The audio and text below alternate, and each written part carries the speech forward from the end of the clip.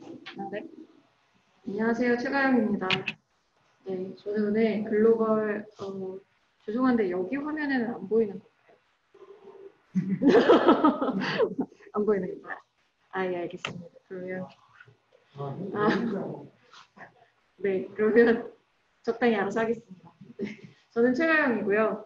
네, GTC에서 박사연구원 하고 있습니다. 저는 오늘 글로벌 민관협력 플랫폼 현황 분석 및 재원이라는 주제로 발표를 할 건데요. 지금 아까 기조연설하신 분들도 그렇고 민간협력이 계속 중요하다. 뭔가 개발협력 사업을 하는데 민간협력이 중요하다라고 계속 얘기를 하고 있는데 과연 민간협력이 뭐지? 그리고 지금 피포지 원래 정상회의를 올해 개최하기로 했었는데 그게 코로나 때문에 이제 내년으로 미뤄졌어요. 그럼 과연 피포지는 또 뭐지? 그리고 이 피포지 안에서 이루어지고 있는 민간협력은 어떻게 되고 있는 거지?에 대한 것들을 좀 직관적으로 분석을 하고 앞으로 여기에 우리가 어떻게 참여를 해야 되는지에 대해서 얘기를 해보고자 합니다. 네, 저 첫 번째 이게 발표 순서인데요. 첫 번째는 이제 PPP에 대한 설명, 두 번째는 피포지에 대한 인트로덕션, 그리고 세 번째는 지금 피포지에서 수행되고 있는 파트너십에 대한 설명, 그리고 이걸 분석한 결과를 말씀드리고자 합니다. 여러분 아까 PPP라고 계속 얘기는 민간협력이라고 말은 많이 하는데 어떤 거라고 개념을 정확하게 알고 계신지 모르겠습니다. 정말 직관적으로 생각을 하면 공공과 민간이 같이 투자를 해서 결국에 또 공공과 민간이 이익을 나눠 갖는 게 민관협력입니다. 근데 안타깝게도 지금 그 PPP에 대한 개념 정의가 명확하게 합의돼서 있는 건 없고요. 대부분 국제기구에서 이제 개념화를 시도를 하고 있는데 일반적으로 월드뱅크와 OECD에서 제시하고 있는 개념이 많이 활용되고 있습니다. 그래서 결론적으로 정리를 하면 공동된 목표와 협력하에 민간과 공동이 협력을 해서 각자의 전문성을 활용을 해가지고 활용해서 서비스와 사업을 이제 제공하는 것이라고 정리할 수 있겠습니다. 근데 사람들은 왜 PPP가 중요하다라고 얘기를 하는 걸까요? 이거는 결국에 다양한 장점들이 있기 때문인데요. 제가 가장 큰 장점은 예산 제약을 해결할 수 있고, 그다음에 서로 여러 파트너들이 참여를 함으로써 위험이 공유가 되고요. 그리고 각각의 전문성을 활용하기 때문에 효율성이 증진이 되고 이걸 바탕으로 가장 효율적인 방법으로 현지의 문제를 해결할 수 있습니다. 지금 SDG 17번 꼴에도 이 PPP의 중요성이 강조되고 있는데요. 여기서 얘기를 하고 있는 거는 결국에는 이 17개의 꼴이 되기 위해서는 파트너십, PPP가 제일 중요하다. 이게 기반이 될 때 앞에 16개의 꼴도 이루어질 수 있다, 달성될 수 있다라고 얘기를 하고 있습니다. 보시면 지금 세부 지표에도 이 내용들이 좀 자세하게 나와 있고요. 그래서 이제 이 PPP를 진작하기 위해서 생겨난 게 피포지 플랫폼이라고 보시면 되겠습니다. 피포지는 다음과 같은 약자고요.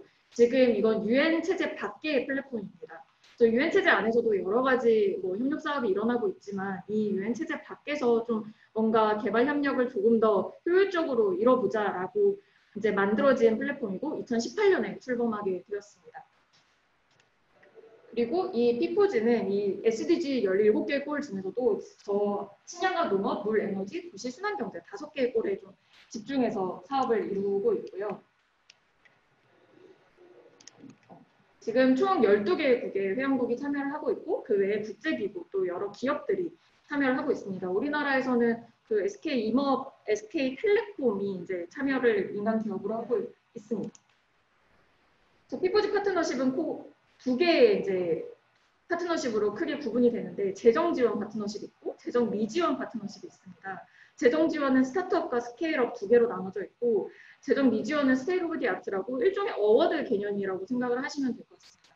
스타트업에는 이제 10만 불 규모고 스케일업은 100만 불 규모인데 이거는 이제 나중에 스케일업 단계에서는 매칭 펀드로 좀 들어가는 형식으로 되어 있습니다. 그래서 이제 분석한 내용을 좀 설명을 드리면 사실 굉장히 현란한 분석 기법을 사용했다기보다는 지금 이 피포지에 대해서 많이 알려진 바가 없고 그래서 좀 직관적으로 분석을 하려고 했어요. 그래서 총 피포지에 어떤 파트너십들이 있지? 어디서 돈이 나와서 어디로 흘러가고 있지? 어떻게 관계자들이 이 파트너들이 관계를 맺고 있지? 이걸 보려고 했는데 첫 번째 보시면 지금 연도별 선정 파트너십은 총 56개. 이게 제가 4월에 분석을 할 때만 해도 2020년 스케일업 프로젝트가 아직 공표가 안 됐어가지고 56개를 가지고 저는 분석을 했는데 지금 9개가 5월 말 6월 초에 발표가 돼서 지금 65개의 사업이 있습니다.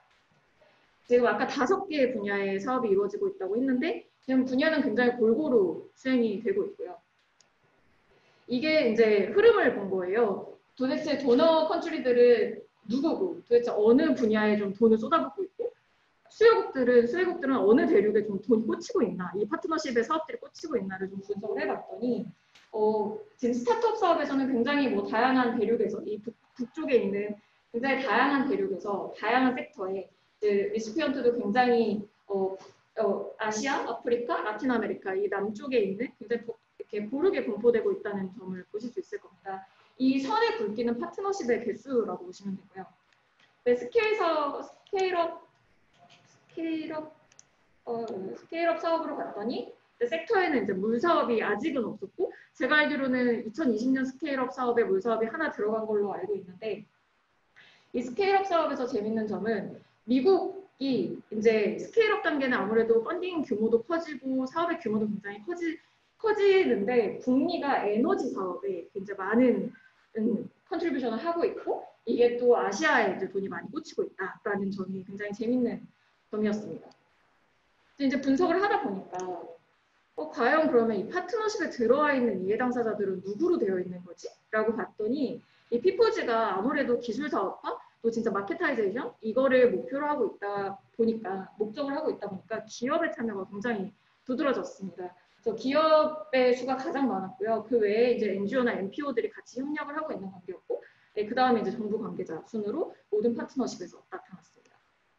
그래서 이제 생각을 해봅니다. 여러분들 슈퍼그라운조 만화 아시지 않나요? 여기 보면 이 슈퍼그라운조의 별이 완성이 될 때 로봇가 나타나는데 이제 분석을 하다 보니까 그럼 지금 PPP에서 가장 중요하다라고 얘기를 하는 게 민관 협력인데 서로의 협력 관계가 이루어질 때 가장 잘 된다라고 얘기를 하고 있는데 그러면 각각 이 이해 당사자들이 서로 협력 관계가 잘 이루어져야 민간 협력이 잘 되는 거 아닌가? 그래야 피포즈도 성공하는 게 아닌가? 라는 이제 질문을 가지고 이제 분석을 해봤어요. 아까 8개의 엔티티였는데요. 이거를 이제 비슷한 종류의 것들끼리 묶고 총 5개의 차원으로 줄였어요. 예를 들면 대기업과 이제 중소기업은 하나로 묶고 국제기금과 국제기구를 하나로 또 묶고 또 5개의 차원으로 이제 나눠서 분석을 했더니 저희가 예상한 것처럼 이 피포즈의 파트너십이 진화를 하고 있었습니다.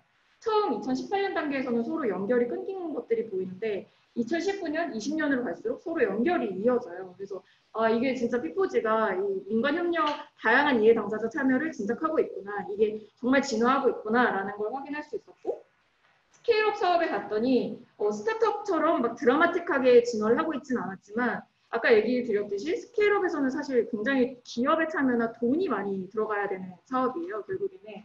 재원 충당 측면에서 지금 컴퍼니의 오른쪽 그림에서 자기한테 꽂히는 게 26개인데 이게 기업 간의 협력을 의미하는 거거든요. 그래서 결국에는 스케일업 단계에서는 기업 간의 협력이 굉장히 두드러진다라는 점을 발견할 수 있었습니다.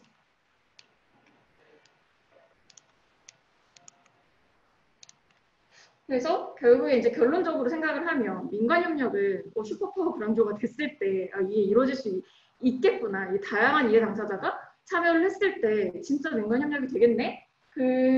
그거를 이제 확인을 할 수 있었는데 물론 단순히 슈퍼파워 그랑조가 완성이 된다고 해서 이 민간 협력이 잘 된다라고 단정 지을 수는 없습니다. 그래서 이 연구 결과를 정리를 하자면 첫 번째로 PPF의 근본적 의미가 재원과 참여 주체의 다양성을 통한 개발 협력의 발전이라고 할 때 결국에 피포즈는 이 시장 체제 외의 플랫폼을 통해 재원을 조달하고 또 다양한 이해 당사자들을 참여시켜서 글로벌 문제 해결에 기여한다는 점에 있어서 굉장히 의미가 있는 플랫폼이다. 그리고 이게 더더욱 활성화되는 게 필요하다라는 결론이고요. 두 번째로는 이 단순히 슈퍼파워 그라운드를 완성하는 게 중요한 게 아니라 이 참여자 간의 어떤 균형 그리고 각각의 역할과 역할과 책임을 이제 분명히 할 때 이게 더 발전할 수 있겠다라는 이제 결론을 얻을 수가 있었습니다. 그리고 이 사업의 지속성을 위해서는 얘네들이 어떤 스타트업 사업을 받는 거에서 끝나는 게 아니라 스타트업이 스케일업으로 가고 스케일업을 끝내고 진짜로 시장화, 사업화가 될 수 있어야 이 민간협력이 진짜 본격적으로 가는 거다, 제대로 되는 거다라고 성공했다라고 말할 수 있다는 점입니다. 근데 이게 일단은 이제 이 연구의 한계점은 저희가 피포지 홈페이지에서 나와 있는 정보 그대로만 분석을 했기 때문에 좀 더 상세한 정보가 좀 부족해요. 그래서 이거를 나중에는 공여국, 수혜국의 이해 당사자들을 다시 한번 칼럼을 나누고, 그리고 기업의 규모도 뭐 대기업, 중소기업으로 나누고, 혹은 이제 뭐 소셜 엔터프라이즈도 이제 나누고, 그 펀딩 규모도 좀 도대체 그러면 민간 기업이 얼마나 투자를 했고 어떤 식으로 들어왔고 이런 좀 상세한 정보를 넣어서 더더욱 좀 구체적으로 분석하는 게 필요하겠다라는 이제 연구의 한계점을 가지고 있고요. 지금 제가 발표한 내용은 논문으로 투고를 해서 리뷰 중에 있습니다. 네, 주요 레퍼런스는 다음과 같고요. 네, 발표는 여기까지입니다. 감사합니다.